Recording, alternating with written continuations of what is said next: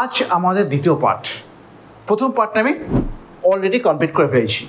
প্রথম পার্টে আমি শিখেছি ফিগার স্পিচগুলো পয়েন্ট অফ সিমিলারিটি, যেখানে একই জিনিস আছে, যেখানে মিল আছে তারও বেশ করে আমি দুটো করেছি। এক হচ্ছে সিমিলি, দুই হচ্ছে মেটাফর। সিমিলি হচ্ছে তোমার ডাইরেক্ট কম্পারিজন, যেখানে লাইক অথবা অ্যাশ থাকবে, আর মেটাফর হচ্ছে ইনডাইরেক্টলি কম্পারিজন। ক্লিয়ার হলো? তারপর আমি লিখেছিলাম ইমাজিনেশনের বেস করে, ইমাজিনেশনের বেস করে পার্সনিফিকেশন আছে, আবার তিনটে আছে। সেটা কী কী? এক হচ্ছে পার্সনিফিকেশান কোনো নির্জীব বস্তুকে তুমি ব্যক্তির সুলভ দেখবে, সেটা হচ্ছে পার্সনিফিকেশান। তারপর হাইপারবোল, বাড়িয়ে বাড়িয়ে বলা, সেটা হচ্ছে হাইপারবোল। আর একটা হচ্ছে অ্যাপোস্ট্রফি, যেটাকে তুমি একটা নির্জীব বস্তুকে একটা মানুষের মতো অ্যাড্রেস করবে, সেটা হচ্ছে অ্যাপোস্ট্রফি। আমরা এই মোট 5টা গত ক্লাসে শিখেছিলাম। এরপর আমরা শিখছি বেসড অন, তুলনার উপর বেস করে যেগুলো করা হয়েছে সেগুলো হচ্ছে বেসড অন কন্ট্রাস্ট। দেখো কি লিখলাম, বেসড অন কন্ট্রাস্ট, তুলনার উপর বেস করে বেশ কিছু আমাদের ফিগার স্পিচ আছে। সেগুলো কী কী? একে লিখেছি অক্সিমোরন, 2 লিখেছি ক্লাইম্যাক্স, 3 অ্যান্টি ক্লাইম্যাক্স, 4 লিখেছি অ্যান্টিথেসিস। ক্লিয়ার? তোমার এইগুলো আমি একের পর একেবারে ডিসক্রাইব করে দিই। দেখুন একবার, দেখো প্রথমে লিখেছি অক্সিমোরন। অক্সিমোরন কটা এক্সাম্পল লিখলাম। ফার্স্ট লিখেছি দি বয় ইজ রেগুলারলি ইরেগুলার। দেখো রেগুলারলি ইরেগুলার, এই দুটো ওয়ার্ড ভাগ করে দেখো, রেগুলারলি ইরেগুলার। বালকটা হয় নিয়মিতই অনিয়মিত, মানে সে প্রতিদিনই স্কুলে হয়তো আসে না গো। সেই এই ইরেগুলারটাকে বোঝাতে গিয়ে আমাদের একটা বিপরীত শব্দ ইরেগুলার ইউজ করেছেন। তাহলে এটা কেন ইউজ করলেন? শুধুমাত্র এটাকে জোর দিয়ে বলার জন্য। তুমি তারপরটা দেখো, unknown yet well known to the I of faith. এটা নিয়ে হচ্ছে আবার ক্যাশিয়া ট্রি থেকে। কেমন? দেখো unknown well known to the I of faith, এটা নিয়েছি কোথা থেকে? আবার ক্যাশিয়া ট্রি। দেখো তারপর তোমাদের এরকম একটা সেকেন্ড কামিং থেকেও তো একটা নেওয়া হয়েছে। অক্সিমোরনের সংজ্ঞাটা তুমি কী লিখবে? হোয়েন টু কন্ট্রাক্টরি ওয়ার্ড বা টু কন্ট্রাস্টেড ওয়ার্ড, দুটো বিপরীত শব্দ আর প্লেসড সাইড বাই সাইড যখন রাখা হবে পাশাপাশি, to get an enhancing result is called oxymoron. Clear? দুটো বিপরীত ওয়ার্ড পাশাপাশি রাখবে কিছু ভালো রেজাল্ট পাওয়ার জন্য। ক্লিয়ার? ঠিক আননোন, দেখো ওয়েল নোন, অজানা কিন্তু খুব ভালো জানা। বুঝতে পারলে? তারপর এবার হচ্ছে ক্লাইম্যাক্স। এই ক্লাইম্যাক্স তোকে লিখছি, দেখো বললাম to strive, to seek, to find, not to yield. এটা কোথায় নেওয়া হয়েছে? ইউলিসিস থেকে নেওয়া হয়েছে, শেষ লাইন এটা। দেখো টু স্ট্রাইভ চেষ্টা করবে, টু সিক খোঁজ করবে, টু ফাইন্ড এটা মানে অধিকার করা হবে, নট টু ইয়েল্ড ত্যাগ করবে না। যদিও ফাইন্ডের প্রকৃত মানে খোঁজ করা, কিন্তু এখানে অধিকার করা। দেখো ঠিক ওই রকমই একটা লেখো, আই কেম। দেখো আই কেম আমি এলাম, আই স আমি দেখলাম, অ্যান্ড আই কনকার্ড আমি জয়লাভ করলাম। তুমি দেখো এই ওয়ার্ডগুলো দেখো একের পর একটু রাইজ হচ্ছে। আমি এলাম, তারপর আমি দেখলাম, দেখ একটু হাই হলো, তারপর আই কনকার্ড আমি জয় করলাম। তাহলে ক্লাইম্যাক্স মানে উন্নতি হওয়া, আস্তে আস্তে উপর থেকে ওরা রাইজ করা, তাই তো? তাহলে ফিগার স্পিচটা তুমি কী সংখ্যাটা কী লিখবে? In this figure speech the words or the ideas are placed in an ascending way of importance. In an ascending way of importance মানে গুরুত্ব অনুযায়ী শব্দকে সাজানো হয়, পর্যায়ক্রমে শব্দকে সাজানো হয়। ক্লিয়ার? তাকে বলা হবে কি? ক্লাইম্যাক্স। দেন অ্যান্টি ক্লাইম্যাক্স। অ্যান্টি মানে বুঝতে হচ্ছে বিপরীত, অ্যান্টি মানে বিপরীত। তাহলে দেখো ক্লাইম্যাক্সের বিরুদ্ধে হচ্ছে অ্যান্টি ক্লাইম্যাক্স। যদি এরকম কি আই কনকার্ড, আই স, মানে উল্টো উল্টো উল্টো হবে। আচ্ছা, যদি কেউ বলে শনি দুটো ট্রেন থেকে ফেলে দিল, প্রথমে ফেললো লোকটিকে, তারপরে ফেললো তার জিনিসপত্রগুলোকে, তারপরে ফেললো তার রুমালটাকে, যদি কেউ এরকম বলে তা সেটা কী হবে দেখো, তাহলে অ্যাসেন্ডিং নয়, ডিসেন্ডিং ওয়েতে। কেমন? তাহলে যেখানে ওয়ার্ডগুলো সাজানো হবে ডিসেন্ডিং ওয়েতে, মানে অবনতি হবে, সাড়ে একটা ফল হবে, সেটা হচ্ছে তোমার অ্যান্টি ক্লাইম্যাক্স। তাহলে এক্সাম্পল একটা লেখো, দি বয়, দেখো কি লিখলাম দেখো, দি বয় বালকটা লস্ট, হারালো। প্রথমে কি হারালো? হিজ ফাদার, তার বাবাকে হারালো। তারপর কে হারালো? হিজ সার্ভেন্ট, তার চাকরকে। তারপর হিজ শু, তার জুতোকে। তুমি দেখো এইটা, তুমি দেখো ভালো করে দেখো, প্রথমে হারালো বাবাকে, তারপর তার চাকরটাকে, তারপর জুতোটাকে, তাই তো? এই দেখো এটা ডিসেন্ডিং না, তুমি দেখো আরোহণ না, এটা অবনতি হচ্ছে। তুমি দেখো বাবা গুরুত্বপূর্ণ ব্যক্তি একটা, নেক্সট সার্ভেন্ট, তারপর তার জুতো, তাই তো? ঠিক যখন অ্যাসেন্ডিং নয় ডিসেন্ডিং ওয়েতে শব্দগুলো সাজানো হবে তখন দেখা হবে অ্যান্টি ক্লাইম্যাক্স। ক্লিয়ার? নেক্সট দেখো লিখছি অ্যান্টিথেসিস। এটা ভালো করে দেখো, তুই বুঝতে খুব ভালোভাবে বুঝতে পারবে। অ্যান্টি মানে কি? বিপরীত। থেসিস মানে হচ্ছে ডিটেলস বা তথ্য। লেখো আইডিয়া। যখন বিপরীত আইডিয়াগুলোকে বা তথ্যগুলোকে তুমি সাইড বাই সাইড রেখে দেবে, পাশাপাশি রেখে দেবে বেশি ভালো ফল পাওয়ার জন্য। যদি কেউ বলে ইউনাইটেড উই স্ট্যান্ড, এক কথায় আমরা দাঁড়িয়ে থাকবো, ডিভাইডেড উই ফল, বিচ্ছুতে আমরা পড়ে যাব। এই তোমাকে একটা ভালো করে গল্পের মাধ্যমে বলি, শুনে নাও। দেখো, একদিন দুই মাতাল বাড়ি ফিরছে, শীতের রাত। তারা মাফলারটাকে কোমরে ভালো করে বাঁধলো। কেন বাঁধলো? একজন মাতাল ওই দিকে মুখ করলো, একজন মাতাল এই দিকে মুখ করলো, মানে দুজন বিপরীত দিকে মুখ করলো, দিয়ে তারপর মামারটাকে বেঁধেছে কোমরেতে। না, অনেক দূর যাচ্ছে, বাড়ি ফিরছে, হাঁটছে, যেতে যেতে না অন্য একটা বন্ধু, অন্য মাতালটা বলছে, বন্ধু আমার খুব লাগছে, আমাকে এর বাঁধনটা খুলে দাও। তখন অন্য মাতালটা বলল, কি বলল? United we stand, divided we fall. বুঝলে? দেখো এটা বলেছে।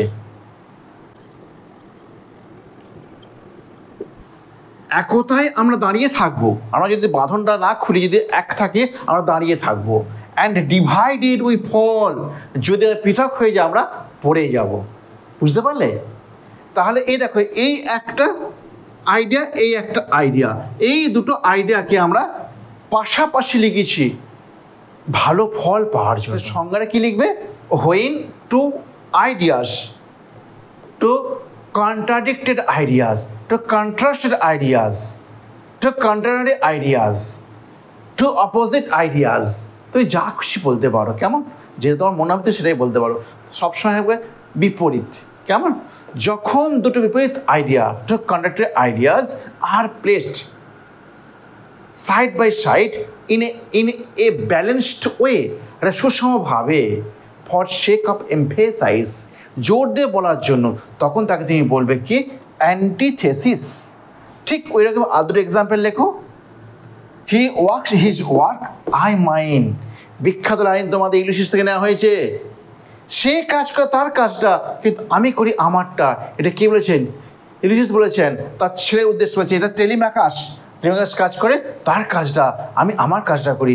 এই দেখো, টেলিম্যাকাস রাজ্য শাসন করে, সে বর্বর অসভ্য লোকগুলোকে সোজা করে, আর এদিকে ইলিশিয়াস তার জ্ঞান অর্জন করে। এদিকে টেলিম্যাকাস একটা আবদ্ধ জায়গায় থাকতে ভালোবাসে, এ একটা উন্মুক্ত জায়গায় থাকতে ভালোবাসে। তার বিপরীত কিছু বোঝাচ্ছে, ফর সেক অফ এমফেসাইজ, জোর দিয়ে বলার জন্য। এটা হচ্ছে কি? অ্যান্টিথেসিস। তুমি আরও লিখতে পারো, দো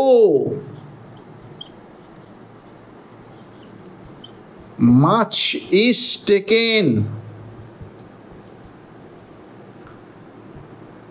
মাছ অ্যাবাইড। দেখো বলছে অনেক অনেক অনেক জ্ঞান আমি অর্জন করেছি, অনেক জায়গায় ঘুরেছি, অনেক বাকিও আছে। এই যে বাকি আছে উপভোগ করেছি, দুটো বিপরীত।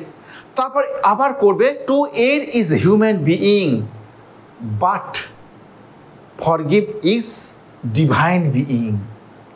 বলছে মানুষ মাত্রই ভুল করে আর দেবতা মাত্রই ক্ষমা করে, বিপরীত কিছু একটা। তো এটা হচ্ছে অ্যান্টিথেসিসের এক্সাম্পল। ক্লিয়ার হয়েছে? এরপর আমরা আসছি, দেখো বেস অন সাউন্ড, এরও বেশ করে শব্দের উপর বেশ করে কটা ফিগার স্পিচ আছে। আমি প্রথম ভিডিও বলেছিলাম চাঁদো কা চাচা নে চাঁদো কা চাচিকে Chandni Chowk pay chutney চাটায়।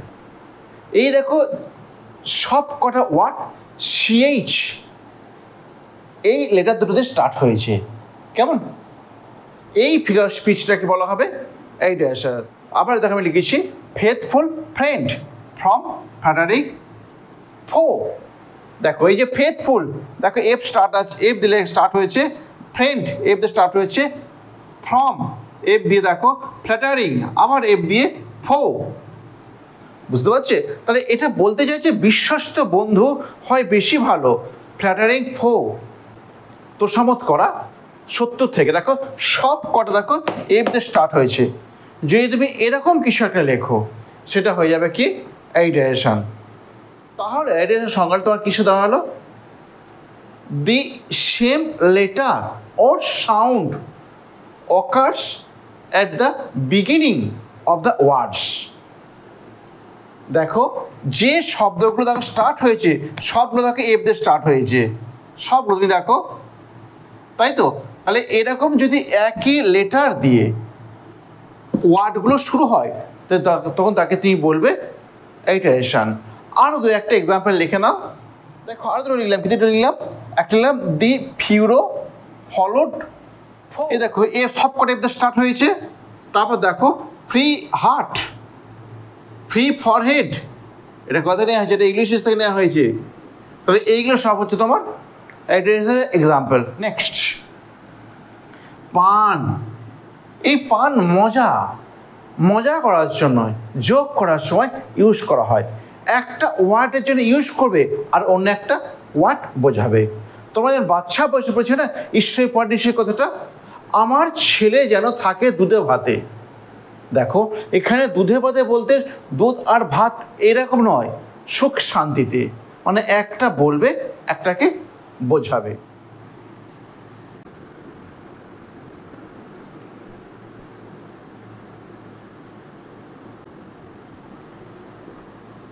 I whip the child to make him smart. আমি বেত্রাঘাত করি শিশুটাকে স্মার্ট করতে, মানে বাকপটু করতে। এখানে স্মার্ট বলতে বাকপটু ওয়ার্ডটা বেশ হবে না, এখানে পেইনফুল, তাই তো? তাকে যন্ত্রণাদায়ক করতে। যদি কেউ বেত্রাঘাত করে সে কি স্মার্ট হওয়ার থেকে সে যন্ত্রণা অনুভব করে। তাহলে এখানে এই স্মার্ট ওয়ার্ডটা ইউজ করা হয়েছে মজার ছলে, কিন্তু এটা বোঝাচ্ছে না। ঠিক করে আবার লিখে দেখো যে I am the mender of soul. এই সোল মানে হচ্ছে SOUL, বুঝতে পারলে? যেটা বলা হয় মন। এটা লিখেছে একাকী, আর এটা মানে হচ্ছে রিপেয়ারকারী, যে রিপেয়ার করতে, যে মেকানিক্স। ক্লিয়ার? দেখো কী লিখলাম, বেসড অন অ্যাসোসিয়েশন, সম্পর্ক। সেই সম্পর্ক বেশ করে বেশ কিছু আমাদের ফিগার স্পিচ করেছে। সেগুলো কী কী দেখো। প্রথমে লিখেছে ট্রান্সফার এপিথেট, ভালো করে দেখো। ট্রান্সফার মানে স্থানান্তর, এপিথেট মানে অ্যাডজেক্টিভ। তুমি এরকমই দেখবে যে প্রতিটা নামেতেই ওর উত্তর লুকিয়ে আছে। নাম যদি ভালো করে বিশ্লেষণ করো তবে ঠিক তুমি অ্যান্সার পেয়ে যাবে। ট্রান্সফার এপিথেট, বুঝলে? যদি কি এরকম একটা লেখে I spent the sleepless night, দেখো আই স্পেন্ট আমি কাটিয়েছিলাম দ্য স্লিপলেস নাইট নিদ্রাবিহীন রাত। এটা যে ট্রান্সফার এপিথেটের একটা এক্সাম্পল। কেমন? দেখো ভালো করে দেখো, এই অ্যাডজেক্টিভ, এই যে স্লিপলেস মানে নিদ্রাবিহীন, আই স্পেন্ট আমি কাটালাম দ্য স্লিপলেস নাইট। নাইটটা নাউন ফর্ম ঠিক কথায়, কিন্তু নাইটটা কি সত্যি স্লিপলেস নিদ্রাবিহীন ছিল? নাইটটা কিন্তু sleepless? No no no no, তুমি ভুল করছো। স্লিপলেস ছিলাম আমি। আমি ছিলাম নিদ্রাবিহীন, তাই তো? তাহলে এই স্লিপলেসটা ইঙ্গিত করছে এই সাবজেক্টটাকে, কর্তাটাকে, আই, নাইটটাকে নয়, এই নাইটটাকে নয়, কিন্তু এর আগে বসিয়ে দেওয়া হয়েছে। এই স্লিপলেসটা এইখানে লাগার কথা ছিল, কিন্তু এইখানে লিখেছে। এইটা হচ্ছে ট্রান্সফার এপিথেট। তুমি আর দু একটা এক্সাম্পল কি লিখলাম, দি পিলগ্রিমস, তীর্থযাত্রীরা আর ওয়াকিং, হাঁটতেছে, অন দেয়ার ওয়েরি ওয়ে, তাই ক্লান্ত পথে। বলছে তীর্থযাত্রীরা, যারা ঠাকুর বাড়ি বা জল নিয়ে তারকেশ্বরে কাঁধে করে জল নিয়ে জল ঢালতে, তারা, দ্য পিলগ্রিমস আর ওয়াকিং, পিলগ্রিমসরা হাঁটছে, অন দেয়ার ওয়েরি ওয়ে, তাদের ক্লান্ত পথে। আর পথটা কি ক্লান্ত নাকি? না, পিলগ্রিমসরা ক্লান্ত। কারা ক্লান্ত বলো, তুমি বলো, কারা ক্লান্ত? পিলগ্রিমস না পথটা? অবশ্যই পিলগ্রিমসরা, তীর্থযাত্রীরা ক্লান্ত, তাই তো? কিন্তু এই অ্যাডজেক্টিভটা লেগে গেছে ওয়ের সাথে, লাগা ছিল পিলগ্রিমের সাথে। কেমন? এইটা হচ্ছে ট্রান্সফার এপিথেট। এক জায়গার অ্যাডজেক্টিভ অন্য জায়গায় লাগিয়ে দেওয়া হবে শুনতে ভালো লাগে বলে, এরকম বাচন ভঙ্গাকে বলা হবে ট্রান্সফার এপিথেট। কেমন? তাই লিখে ফেলো। In this figure speech an epithet is placed before a noun instead of its proper place. Proper জায়গায় না লাগিয়ে অন্যটা আগে লাগিয়ে দেওয়া হয়। ক্লিয়ার? এই দেখো না, এখানে স্লিভলেস নাইট কখনো হয় না, সাবজেক্টটা স্লিভলেস ছিল। অ্যান্ড দেখো ওয়ে, ক্লান্ত পথ হয় না, পিলগ্রিমরা ক্লান্ত ছিল। কেমন? তারপর নেক্সট, মিটোনিমি। এই মিটোনিমি ফিগার স্পিচটা না, একটা জিনিসকে বলা হবে, কিন্তু সেই জিনিসের সঙ্গে যার সম্পর্কে তাকে বোঝাবে। সেই একটু আগে বলছিলাম না, pen is mightier than shoot, এটা তুমি লেখো, আগে বুঝতে পারবে।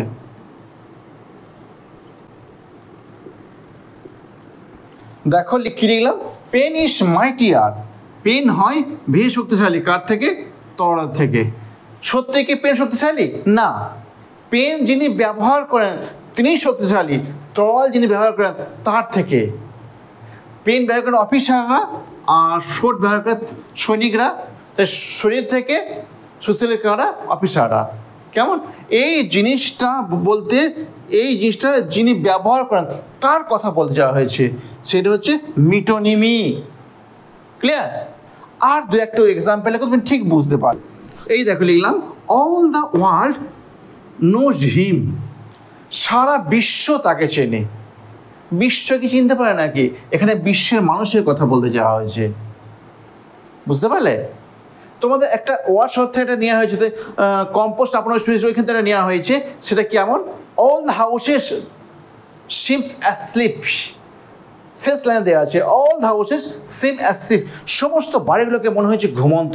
আচ্ছা, বাড়িগুলোকে ঘুমোতে পারে নাকি? না, বাড়ির লোকগুলো ঘুমন্ত। ওটা হচ্ছে এক্সাম্পল, হচ্ছে মিটোনিমি। ক্লিয়ার হয়ে গেল? তাই সংজ্ঞাটা তুমি কী বলছো?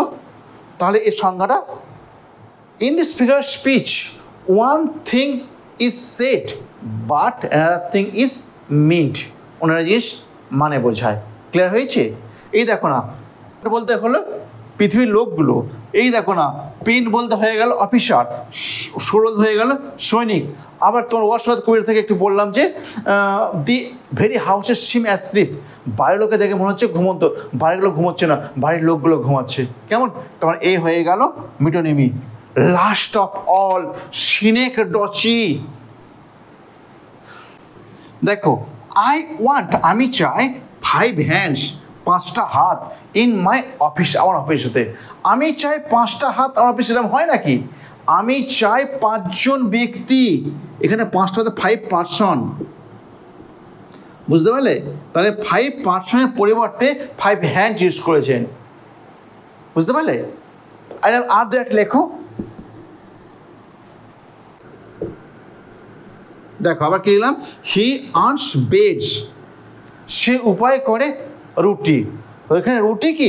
এখানে রুটি বলতে মনে হচ্ছে ফুড, খাবার। কেমন? তাহলে এর এক্সাম্পলটা দেখে একটুখানি বুঝতে পারছো কি সংজ্ঞাটা হতে পারে। তাহলে synecdoche is a figure speech in which one thing is said but another meant. দেখো এই একই কথা কিন্তু আমি মিটিমিনিতেও বলেছি, মিটিমিনিতে একটুখানি ইনকমপ্লিট আছে, আর একটুখানি বলতে হবে। দেখো, one thing is said but another mid, with which যেটার সাথে এ পারসন ইজ রিলেটেড বা অ্যাসোসিয়েটেড। মানে এখানে দেখো পেনটা বোঝাচ্ছিলাম, পেনটার সাথে কিন্তু একটা অফিসার সংযুক্ত, কিন্তু এখানে এই ব্রেড বলতে অন্য কিছুকেই বোঝা হচ্ছে, সম্পর্কটার কথা আর বলতে না এখানে লাগবে না, কিন্তু সম্পর্কটা এইখানে লাগবে, সম্পর্ক লাগবে মিটোনিমিতে, কিন্তু এই সিনেক্টারিতে সম্পর্কের কথা নেই। এটা মানে এটা বলতে চেয়েছে কবিরা, এটা আমি তো বলে, এটা বলতে ওকে ধরে নিতে হবে, এটা মানে এটাই বলতে চাইছেন কাব্যিক ভাষায়। ক্লিয়ার? তাহলে synecdoche is a figure of speech in which one thing is said but another is meant. আজকের ক্লাস এখানেই থাকছে, তুমি ক্লাস কেমন হচ্ছে জানাবে। বাই বাই, আবার দেখা হবে নেক্সট ক্লাসে। আমি প্রতি মঙ্গলবার করে আমি অনলাইন ক্লাস দিচ্ছি ক্লাস 12-এর জন্য, ঠিক রাত 9:15, এবং প্রতি শনিবার সকাল 9:30 থেকে আমি ক্লাস 11-এর জন্য ইউটিউবে লাইভ ক্লাস দেবো। মঙ্গলবার রাতে থাকছে 12-এর জন্য, অ্যান্ড শনিবার সকালে থাকছে ক্লাস 11-এর জন্য। তোমরা অবশ্যই থাকবে। বাই বাই, আবার দেখা হচ্ছে নেক্সট ভিডিওয়।